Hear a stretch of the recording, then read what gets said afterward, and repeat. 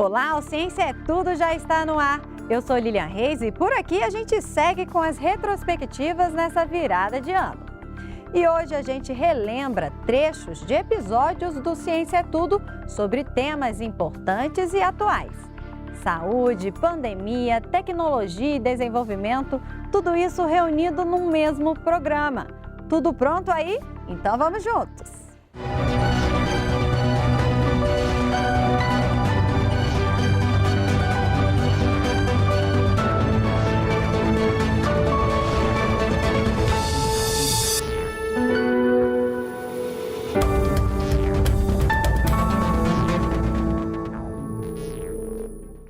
Elas são especialistas em estimular o sistema imunológico. As vacinas já existem há mais de 200 anos e garantem prevenção contra vírus e bactérias.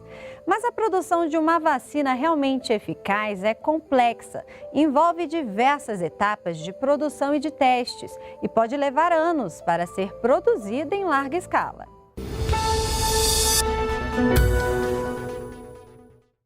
Em épocas de pandemias de doenças, um tema fica em bastante evidência na vida de todos nós: a vacinação.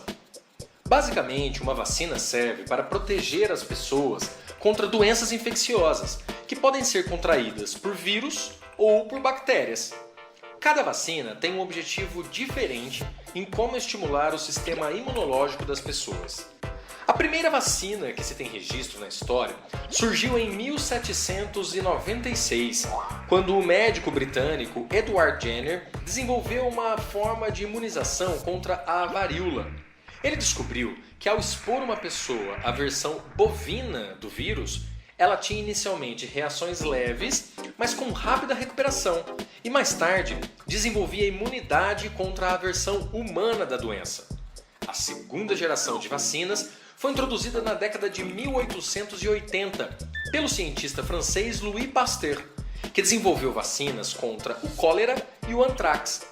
O século XX viu a introdução de várias vacinas bem-sucedidas, incluindo as contra a difteria, sarampo, cachumba e rubéola. No entanto, ainda não existem vacinas para a cura plena de doenças importantes, como malária, gonorreia e AIDS.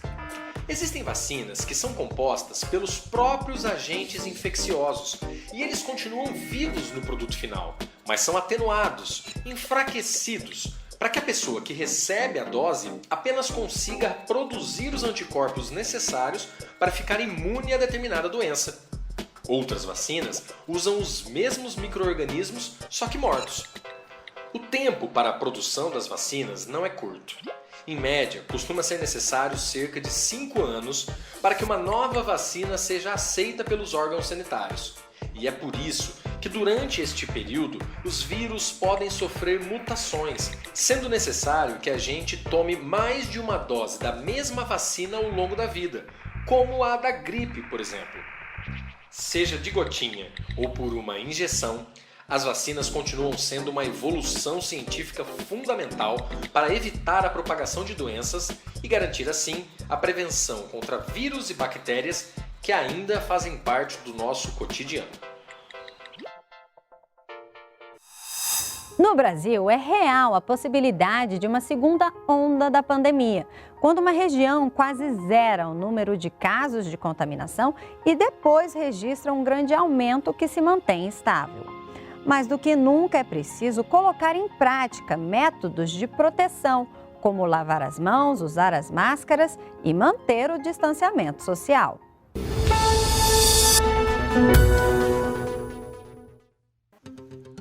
Em meio a uma das maiores crises sanitárias da humanidade, um simples ato como lavar as mãos com água e sabão pode salvar vidas.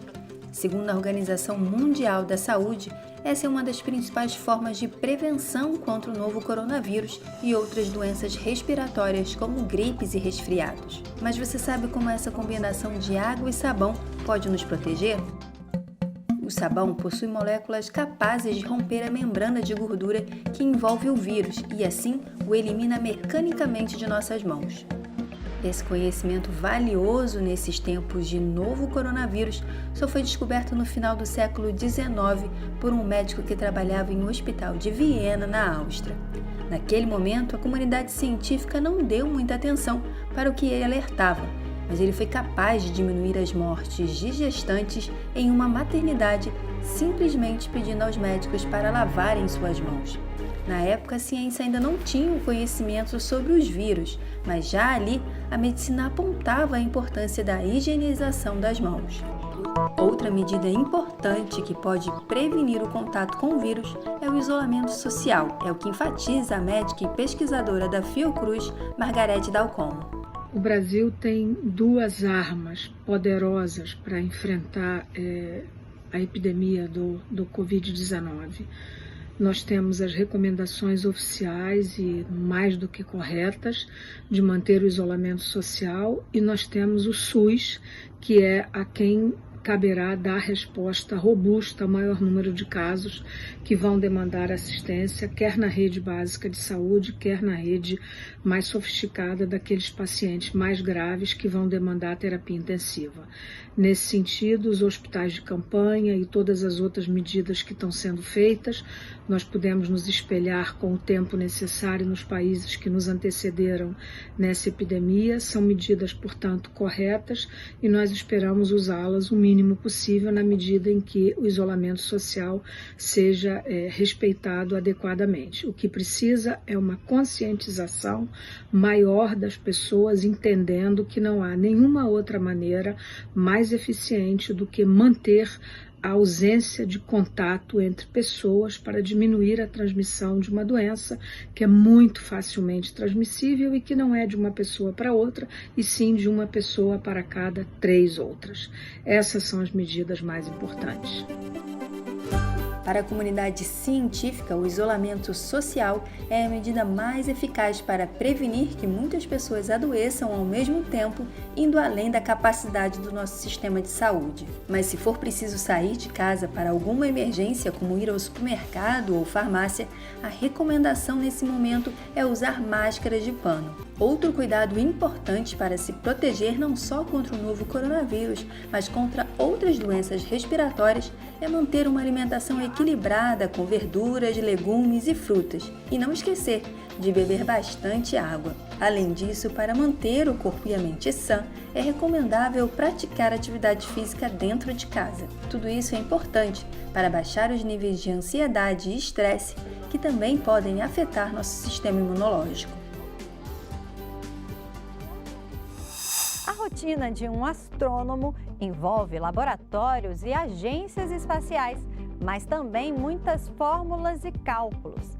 O desafio de desempenhar esse tipo de trabalho em tempos de pandemia é o que você descobre agora no quadro Ciência Universo.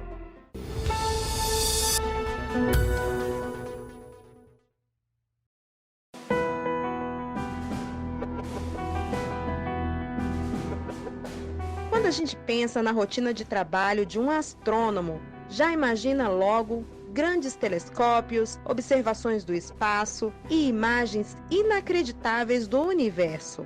Mas, além deste trabalho presencial em observatórios, laboratórios e agências espaciais, a rotina destes profissionais exige muitas e muitas horas diante de computadores, analisando fórmulas, cálculos para desvendar os mistérios do cosmos. E agora, nestes novos tempos, como eles têm feito para desenvolver as pesquisas? A resposta é remotamente, pelo home office, teletrabalho. Em Minas Gerais, o Observatório do Pico dos Dias, do Laboratório Nacional de Astrofísica, anunciou a suspensão dos trabalhos presenciais durante a pandemia do coronavírus. Alguns projetos foram adiados e muitas missões estão sendo realizadas remotamente. Os observatórios Soar e Gemini no Chile estão com as atividades paralisadas e o Observatório do Pico dos Dias, aqui em Minas Gerais, está funcionando de modo parcial. Então, os efeitos da falta dessa coleta de dados possivelmente vão ser sentidos nos próximos 2 a 3 anos. Outros efeitos que são importantes de serem comentados é que, primeiro, as atividades de pós-graduação estão parcialmente prejudicadas, então isso afeta parte da pesquisa, né, sendo efetuada por mestres e doutores. As reuniões científicas também foram todas canceladas, né? E é de casa que o astrônomo do Observatório do Valongo, no Rio de Janeiro, Tiago Signorini, tem dado continuidade às pesquisas. O nosso trabalho pode ser feito com dados que já obtivemos. Esses dados duram muito tempo. Alguns astrônomos trabalham, inclusive, com dados disponíveis na internet. E a maior parte do nosso tempo é, na verdade, dedicada à análise de dados no computador, como vocês podem ver aqui. Então, o que acontece é que a maior parte do tempo a gente passa realmente em frente ao computador, analisando o dado, e esse tipo de trabalho não está sendo prejudicado pela quarentena, felizmente. Nos Estados Unidos não tem sido diferente. A astrônoma brasileira e pesquisadora da NASA, Rosali Lopes, fala dos desafios deste momento. Eu trabalho no Laboratório de Propulsão a Jato da NASA, mas no momento estou trabalhando aqui nesse meu escritório de casa. E eu estou trabalhando muito bem em casa.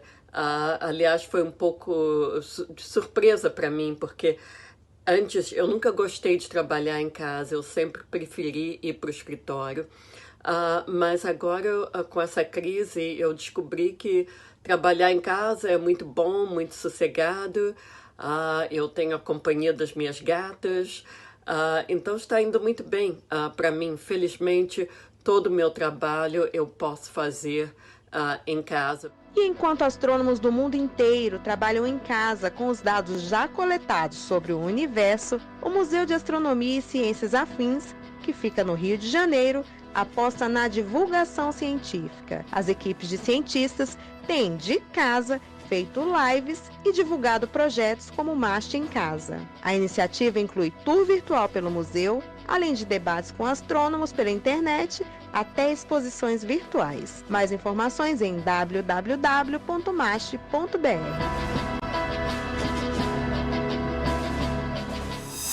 Hora do intervalo no Ciência é Tudo, mas rapidinho a gente volta.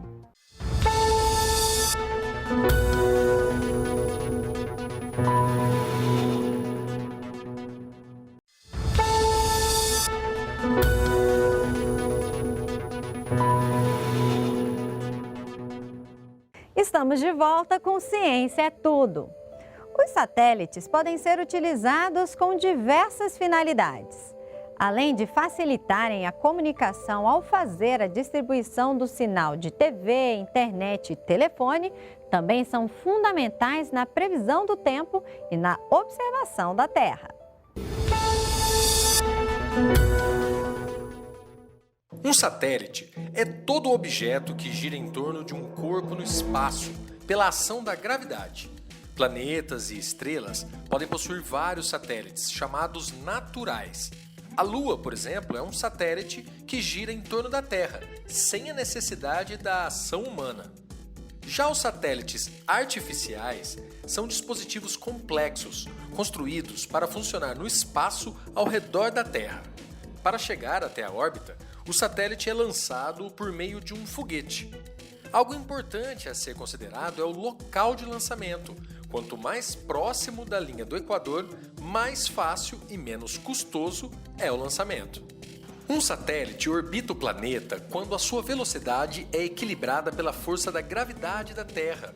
Sem esse equilíbrio, o satélite voaria em linha reta para o espaço ou cairia de volta à Terra.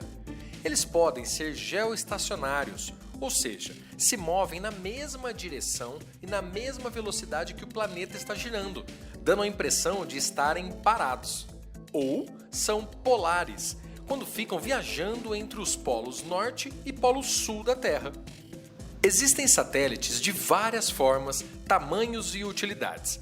Os satélites meteorológicos servem para prever o tempo, ou ver o que está acontecendo no momento exato em qualquer ponto da Terra. Podem servir também para a comunicação, fazendo a distribuição dos sinais de telefonia, internet e TV em várias órbitas. Entre outros tipos de satélites estão os de uso científico, os satélites de navegação como o GPS e os militares. Após terem cumprido sua missão, os satélites podem ser programados para voltarem à Terra e destruídos ao entrarem na órbita terrestre.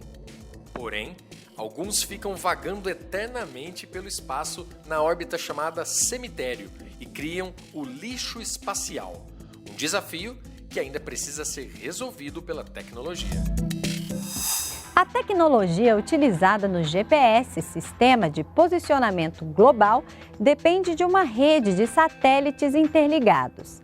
As informações geradas pelos satélites da rede, distribuídos ao redor da Terra, conseguem determinar a posição de um objeto em qualquer lugar do planeta.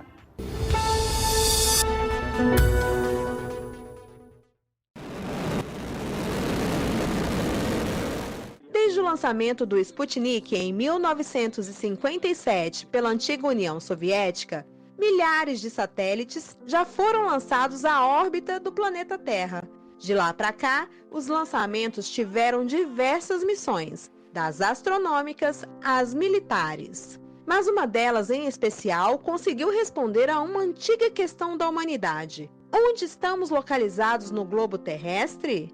O GPS, Sistema de Posicionamento Global, possibilitou mapear e localizar qualquer área do planeta Terra em latitude, longitude e altitude. Funciona assim: dezenas de satélites giram a velocidades muito rápidas por todo o globo. Cada um deles dá 2 voltas ao redor da Terra a cada 24 horas, em planos orbitais diferentes que cobrem toda a superfície. Os satélites enviam sinais de rádio que são captados por aqui em diferentes canais, mostrando assim a localização desejada. Tudo começou com uma questão estratégica pelo Departamento de Defesa dos Estados Unidos para o posicionamento e navegação, e que após algumas décadas foi compartilhado para ajudar no nosso dia a dia. Hoje, os sistemas de localização são usados na navegação, em carros, celulares, aplicativos, na ciência e na indústria. É a tecnologia espacial bem aqui perto e a serviço de todos. Uma tecnologia que foi se adaptando para atender cada vez com mais precisão. É o caso do DGPS, GPS diferencial, que é usado em diversos tipos de pesquisas. O GPS relativo, que a gente chama de DGPS, que é esse GPS de alta precisão que você usa 2 receptores.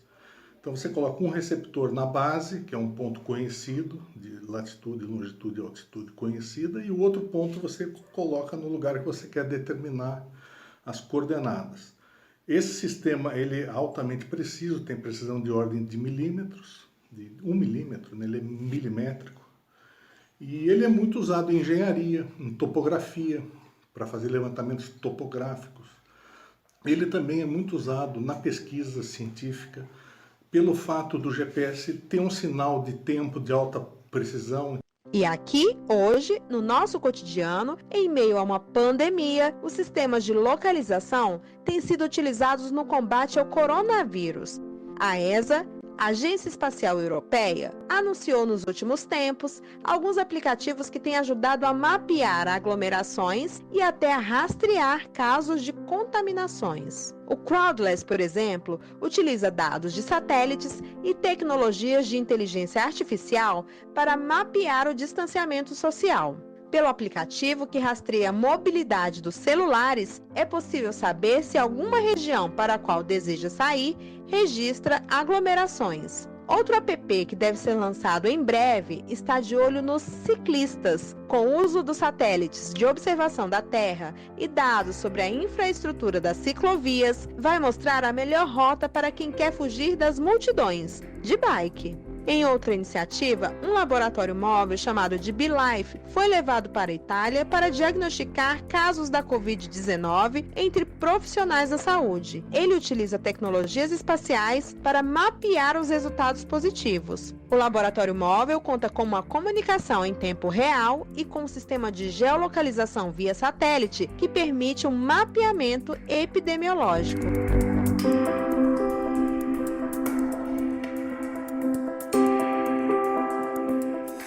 Dentro do Programa Nuclear Brasileiro, as prioridades vão além da geração de energia.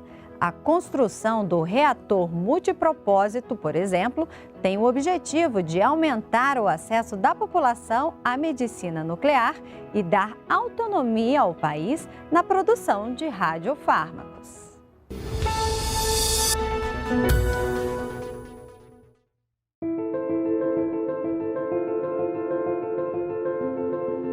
O Programa Nuclear Brasileiro é o conjunto de ações e iniciativas que envolvem vários atores, públicos e privados, que tem o Ministério da Ciência, Tecnologia e Inovações como responsável pela política nacional. A tecnologia nuclear promove não só a geração de energia elétrica, como é o caso das usinas nucleares de Angra dos Reis, no Rio de Janeiro, mas possui aplicações na medicina, na agricultura e na defesa da soberania nacional. O Brasil não só detém o conhecimento tecnológico de enriquecimento de urânio e de todo o ciclo do combustível, como tem enormes reservas do mineral, que é o insumo básico para essa cadeia produtiva. A gestão desse programa é feita pela área civil e pela área militar do Estado brasileiro. Pelo lado militar, a principal entidade que se relaciona com o assunto é a Diretoria-Geral de Desenvolvimento Nuclear e Tecnológico da Marinha. Já o órgão civil responsável por gerir esta política no país é a Comissão Nacional de Energia Nuclear, CENEM, autarquia ligada ao MCTI. O Brasil detém o ciclo combustível nuclear. São 4 países que detêm grandes reservas de urânio, detêm a tecnologia do ciclo combustível nuclear, todas as etapas, possibilitando a geração da energia. São Estados Unidos, Rússia, China e Brasil que possuem essa capacidade. A CENEM investe também em pesquisa e desenvolvimento, buscando um uso cada vez mais amplo e seguro das técnicas do setor nuclear. O foco é garantir os benefícios da energia nuclear a um número cada vez maior de brasileiros, priorizando a segurança na operação dos materiais e equipamentos radioativos. Esse tipo de tecnologia está presente no cotidiano da população. Uma das principais áreas em que a tecnologia nuclear está presente é a medicina. A produção de radiofármacos e de radioisótopos para diversos tipos de tratamentos no Brasil, principalmente voltados para pesquisas contra o câncer, coloca o país numa posição de destaque na área em toda a América Latina. A medicina nuclear começa na América Latina pelo Brasil, num programa com auxílio dos Estados Unidos, num programa pacífico do uso da energia nuclear, e aí do Brasil ele se dissemina para o resto da América Latina. Então nós temos uma tradição, a gente tem a tradição não só da incorporação da tecnologia na América Latina, mas a gente também tem uma produção científica que é importante, trazendo informações de impacto para a definição de tratamento e tudo mais. Uma das principais ações que está prevista para ocorrer dentro do Programa Nuclear Brasileiro é a construção do reator multipropósito nuclear.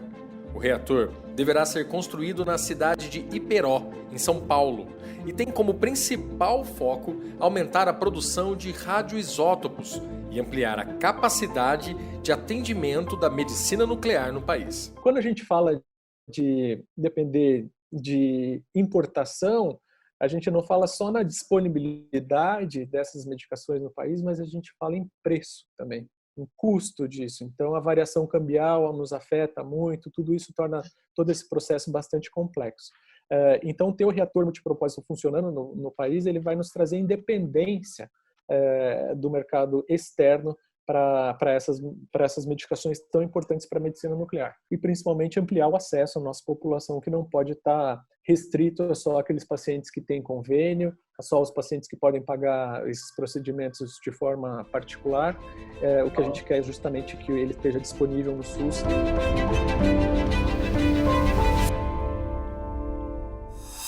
Bom, o episódio de hoje fica por aqui, mas semana que vem a gente continua essa jornada do conhecimento. Eu sou Lilian Reis e desejo uma ótima semana para você. Tchauzinho!